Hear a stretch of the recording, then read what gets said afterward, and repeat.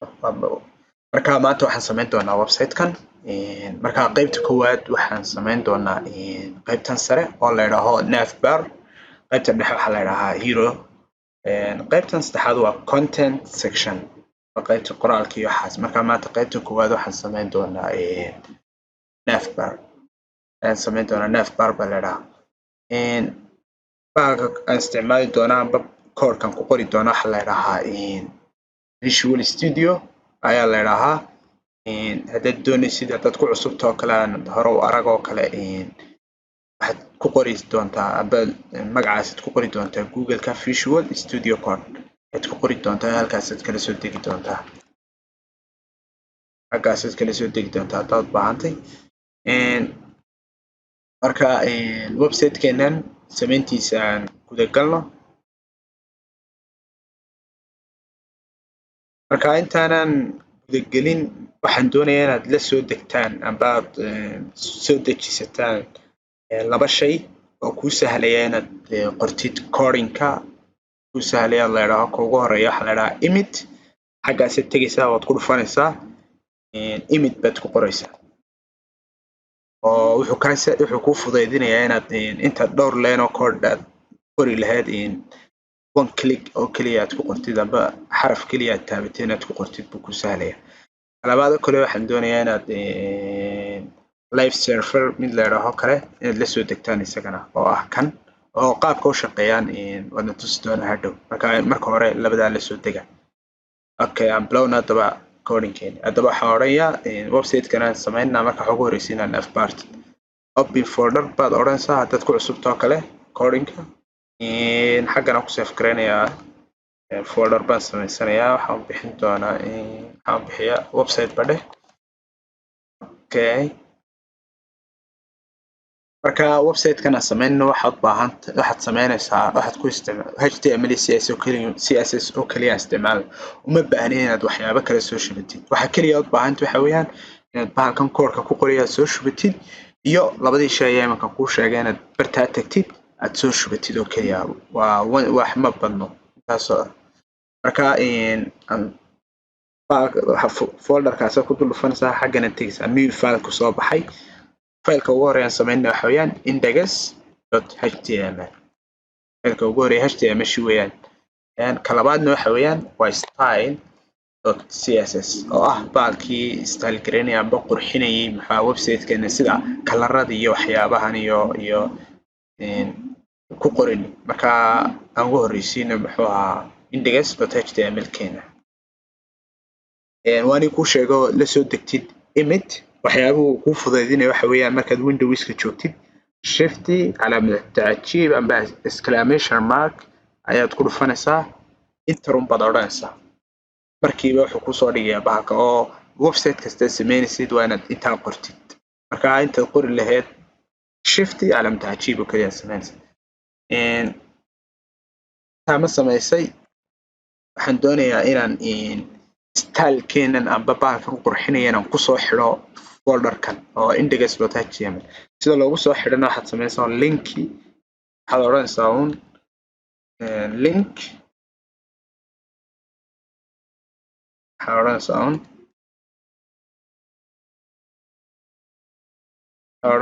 link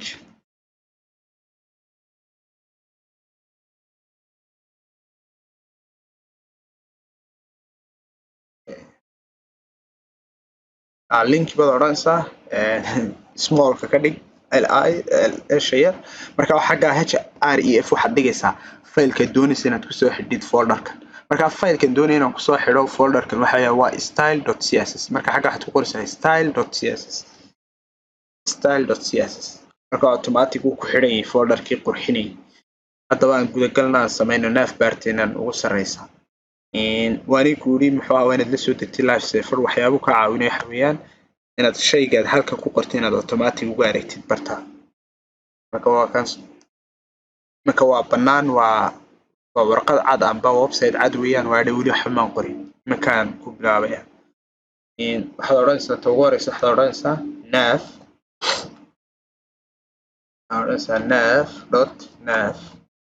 marka baalkii image-kan kuu sheegaya waxyaabuhu kuu sahlaya weeyaan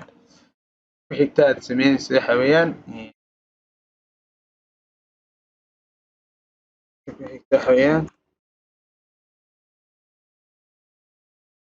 logo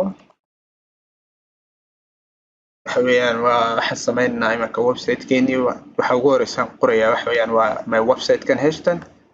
ugu horeeya waxa weeyaan h1 markaas aad aragtay h1 h2 h3 daa soo baxay midbatay ka yartahay ka weynta marka h1 baa ugu weyn h2 baa ku xigta size-ka weeyaan marka waxaan doonayaa inaan ka dhigo h1 doorto waxa doonto dooran kartaa dhexda waxaad dhigayaa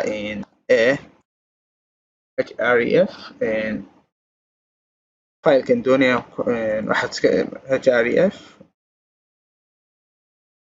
hash baan dhigaya waxa weeyaan hash haddaad degtid meel lama tegayso waa waxa weeyaan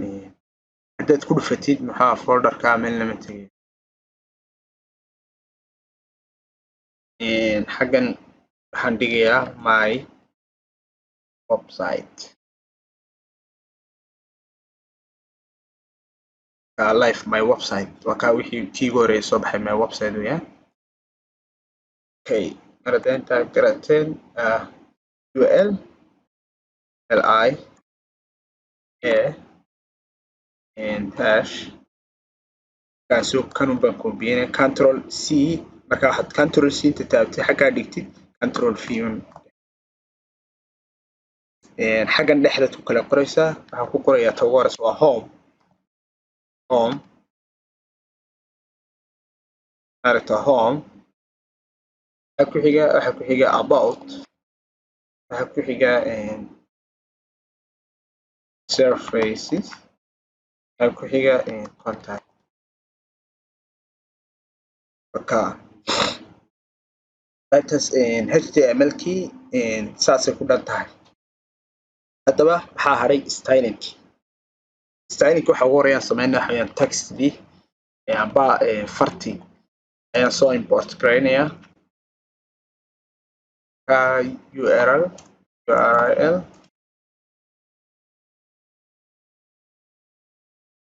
https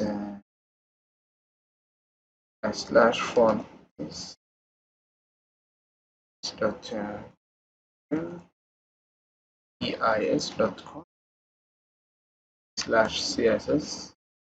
exclamation mark family equal in plus sun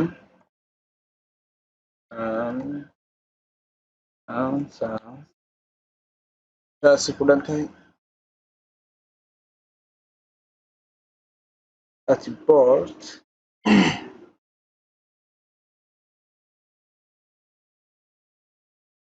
space ma dhexeeyo okay haddaba markaad website sameynayso waxa ugu horeeya inaad samaysid oo must ah oo website kastaad sameynayso waxaad sameynaysaa sida intaasaad ku qoraysaa waxa weeyaan box sizes waa inaad ka dhigtid muxuu ahaa border box waxa ku xiga inaad marginka website kastaba margin u gaar u leeyahay markaas aad uga dhigtid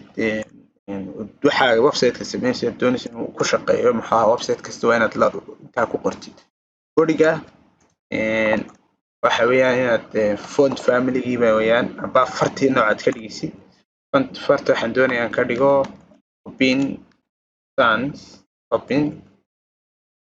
sans serif colorka waxaa la isticmaalaa hexadecimal amba noocaas waxa kuu fududaanaysa hadhow inaad colorka badbedeshid oo solid color lama isticmaala amba white laga fiicay inaad ku qortid white amba black inaan hoos baalka u dirkiyo 50 pixel okay waxaan bilaabaynaa imanka inaan install gareeyo containerkii oo ah kan containerkii if class logo containerkeena inaan xaggan container weeyaan sorry xagga containerkiina inaan muxuu ahaa install gareeyaan doonaya marka waxaa odhanayaa dot container markaa markuu shaygu glass yahay waxaad isticmaalaysaa dot container dot container position fix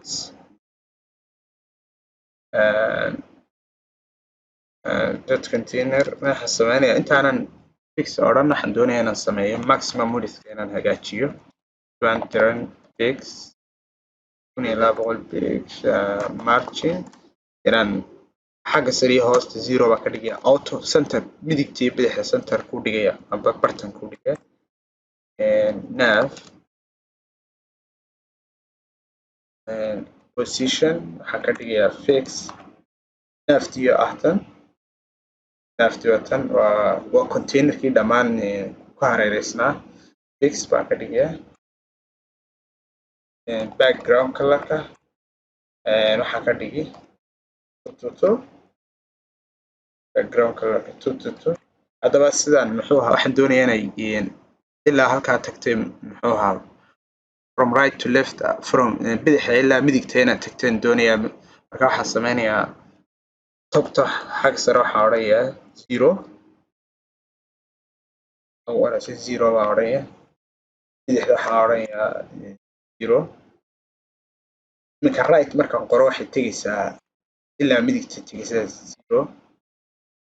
marka kalarkii waana habeeyey kalarkaasi doonaya inuu noqdo kalarkii waa ka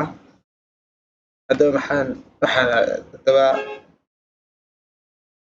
containerki waxaan iminka way hoos yaalaan waxaan doonayaa in my website-kuna bidixda joogo home about iyo intana inay midigta tagtaan doonaya marka saan saa u sameeyo waxay noqonaysaa nav.container inaan yidhaaho display flex marka idhaho website-ku bidixda u imanayaa intan kalena waxay imanaysaa midigta display flex okay haddaba waxaan doonayaa markaan saa noqotay waxaan doonayaa inaan kala durkiyo oo home iyo about surfaces and contact aan geeyo ilaa midigta xagga ugu shaysa koonaha saan saa u sameeyo waxay noqonaysaa justify content space between baan odhanaya okay koonahay tagtay haddaba waxaan doonayaa inaan bartankan dhigo markaas my website iyo home about surface aan bartanka u dhigo waa inaan idhaaho muxuu ahaa align item center centerkan dhigay bartankii waxaan doonayaa inaan kale muxuu ahaa baadhin u sameeyo 20 pix oo waxa weeyaan top right aan kala durkiyo 0 okay kaasaas ku dhan yahay hadda waxaan doonayaa inaan home about surfaces iyo contact sida kuwan oo kale is dhinac dhigo sidaan waxaan saa ku sameynayaa waxaan tegayaa waxaan target gareynayaa us-an ayay ku dhex jiraan dhammaantood us-aasi ku dhex jiraan markaa us-aasan target gareynaya marka waxaan odhanayaa .nav.ul display flex marka idhaaho way kala durkayaan dhammaan display okay haddaba way kala durkeen waa inaan waxaan doonayaa inaan iyaga muxuu ahaa dhibcihii ka baabiyo least type none haddaba waxaan doonayaa inaan iyaga laftigooda bartankan dhigo align item center bartankan dhigay justify content center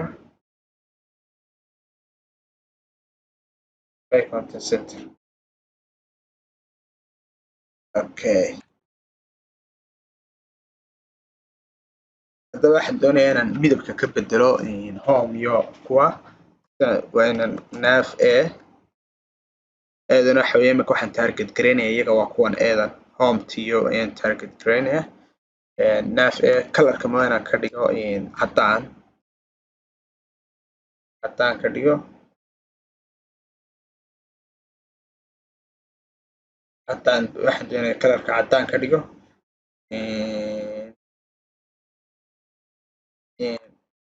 waxaan doonayaa inaan ka biyo dhammaantood underline-ka amba line-ka ayro hoosta kaga wada yaala waxaad odhanaysaa text decoration none markaa oo ka ba'ay text decoration none haddaba hoosta home about surfaces contact hoosta isaga wada jiraan sida kuwana kalean doonaya inay kala durkaan waxaan odhanayaa saasaa u sameeyo waxaa odhanaysaa barin 7 pics 15 pics markaa way kala durkeen haddaba waxaan doonayaa sida kuwan oo kale marka la dul tago inuu midabku isbedelo saa maxaan sidaan saa u sameeyo waxaan odhanayaa taas kale waxaad ku samayn kartaa waxaad odhan karaysaa .nav air.hover kelmadda markaa hoverta waxaa loo isticmaalaa markaad doonaysid inaad markaa hover waxaad odhanaysaa colorka casaan baan ka dhigayaa amba guduud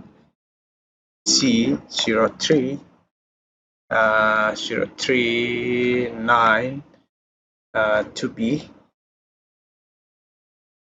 markaan dul tago markaa qaybtii koowaad saasay noogu dhammaanaysaa wixii su-aalaad qabtaan xagga commentka igu soo weydiiya qaybta labaad waxaan samayn doonaa hero sectionkan qaybtan iyo qaybtan contactiga markaa navbartan iminkaan samayno waxaad isticmaali kartaa websiteka doontaad samaysanaysa kalarka doontaad ka dhigan kartaa meesha doontaad isticmaali kartaa markaa inta waxaa kaa caawinaysa inaad websiteka doontid samaysid waad mahadsantihiin